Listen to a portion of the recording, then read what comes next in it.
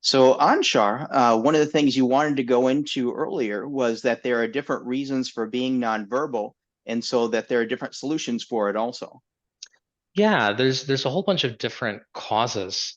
Just like, autism's a spectrum, nonverbal autism kind of has its own spectrum too. And that's everything from, social or intellectual impairments, causing problems in the mix to issues with Broca's or Wernicke's area in the brain, the ability to generate or process, auditorily speech. Um, you have sensory processing regions.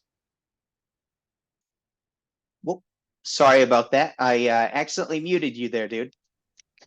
But we can continue there.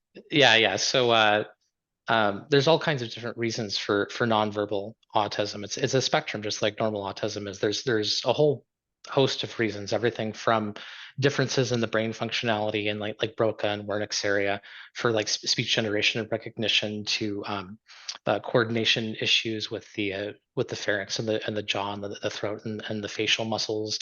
There can be sensory processing issues, which was an iteration for me. There can be issues in the white matter tracts in the brains, like the corpus callosum, things that connect the hemispheres of the brain. Um, you can even have, and they're starting to do a lot of research now correlating neuronal density in the amygdala with autism.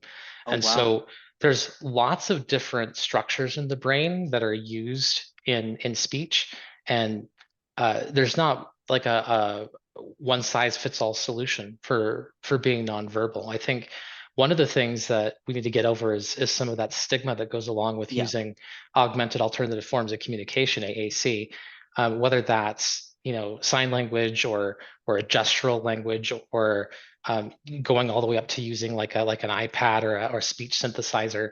Getting facility with language and establishing social connections creates its own hunger, self-perpetuating cycle yeah, for more. So being able to rely on some of those systems early on can be a big stepping stone. Whether or not they actually get to the point where they are able to be verbal, depending on their challenges, it can help get them out of that isolation chamber and being able to express themselves, which can help a lot with emotional dysregulation. And then obviously there's a big help with speech therapy. yeah. Being able to schedule, go with a speech pathologist, find out what kind of physical challenges you might have with your speech. There's also really there's so many different aspects of what can cause someone to be nonverbal. And just in my own personal experience, it was the auditory processing of my own voice, my inability to be able to isolate individual threads of conversation. So if I was in a room and 10 people were talking, I would hear all 10 of them at the same time, which made it almost impossible for me to be able to.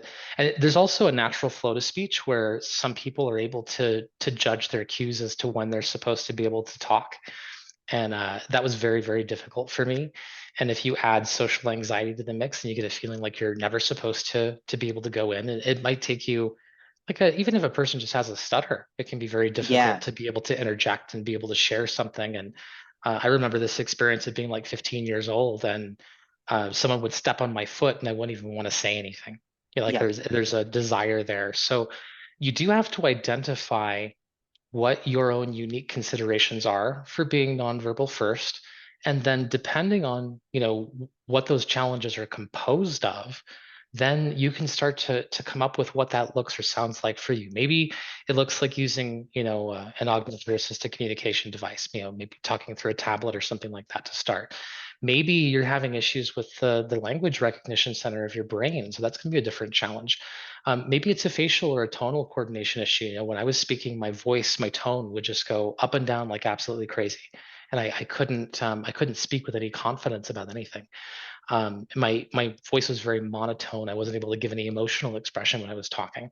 Um, there is a also the fear of being taken the wrong way, being negatively judged. I mean, all of Yeah. these things can form a big cocktail. So I would say first, isolate what the issue is, find out where your challenges are coming from, and then you also have to have a desire to get out of that. Remember that whatever circumstances that we live in every day, we become used to those circumstances, and then we Yeah. just learn how to operate outside of those circumstances. And whether that's someone in a POW camp or a person who's going through the social isolation of nonverbal autism, at a certain point, it becomes much more difficult to try to introduce something new and to change things than it does to deal with things the way that you've always dealt with them. And there has to be a desire to do that. And I think that building relationships with social reciprocity, especially I think early on with autism, it can be easy to bond over special interests. Maybe you're Yeah. both into Fortnite or Pokemon or whatever.